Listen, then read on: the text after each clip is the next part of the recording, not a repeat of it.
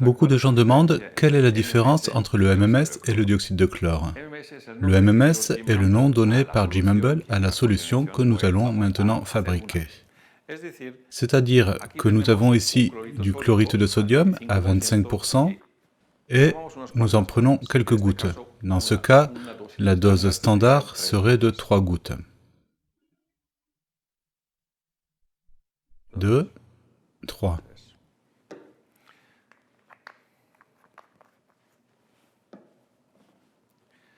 Ensuite, de l'activateur, qui dans ce cas est l'acide chlorhydrique à 4%, encore 3 gouttes.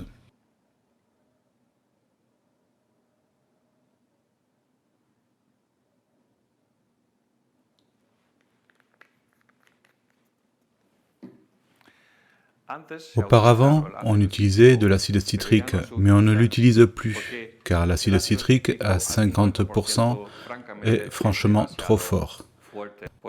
Nous pouvons voir comment, après un court laps de temps, une réaction chimique se produit ici dedans. La couleur change rapidement. Ce changement de couleur indique que du dioxyde de chlore est en train de se produire.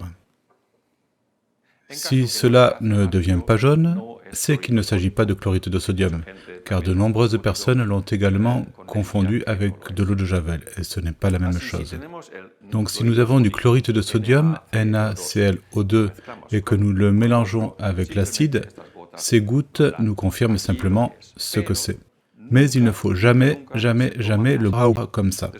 Au bout d'1 minute environ, la réaction est terminée, et nous allons maintenant l'ajouter à un verre d'eau.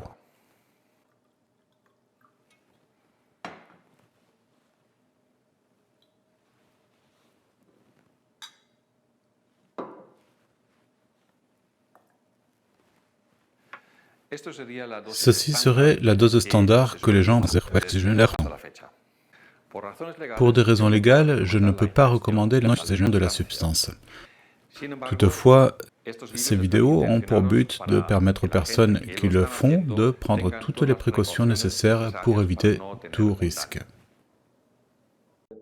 Aujourd'hui, 17 ans après, et avec le soutien de 5000 médecins de la COMUSAF, on peut dire qu'on se trouve devant la découverte la plus importante de la médecine. Mais je dois admettre que cette découverte, elle est trop grande pour moi. Tout au début, ils ont fait des brevets qu'ils ont laissés ouverts pour l'utilisation de tout le monde. J'ai compris que le monde était dirigé par des différents lobbies.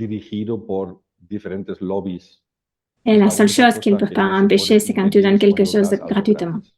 Au jour d'aujourd'hui, il y a plus de 10 millions d'utilisateurs. Mais on est encore au début de la recherche, on ne sait pas grand-chose.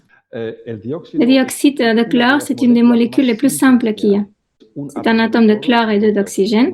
Et il y a beaucoup de fois où c'est mal compris parce qu'il n'y a pas de molécule de chlore dans cette molécule. C'est seulement un ion de chlore qui devient finalement de sel, ça devient de chlorure sodique. Donc dans la réaction finale, il y a moins qu'un petit gros mot de sel et de l'oxygène. Et donc ça ne laisse pas de résidus dans le roc. Le mécanisme de fonctionnement est multiple, mais le plus important, c'est la libération de charge et d'oxygène dans le processus. L'oxygène est utilisé dans les zones de conflit, où il y a toujours un excès de protons. Pour moi, en tant que biophysicien, la vie, c'est l'électricité.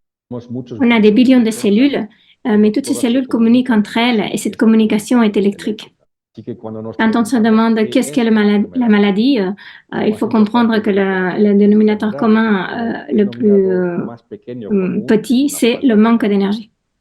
Et la médecine conventionnelle, elle intoxique plus, ce qui réduit encore plus l'énergie. Et si au contraire on augmente l'énergie, le corps, de lui tout seul, il a la solution pour se récupérer. Et la base pour l'énergie, c'est le combustible, donc les calories et l'oxygène. Sans oxygène, on ne peut pas brûler ces calories pour faire de l'énergie.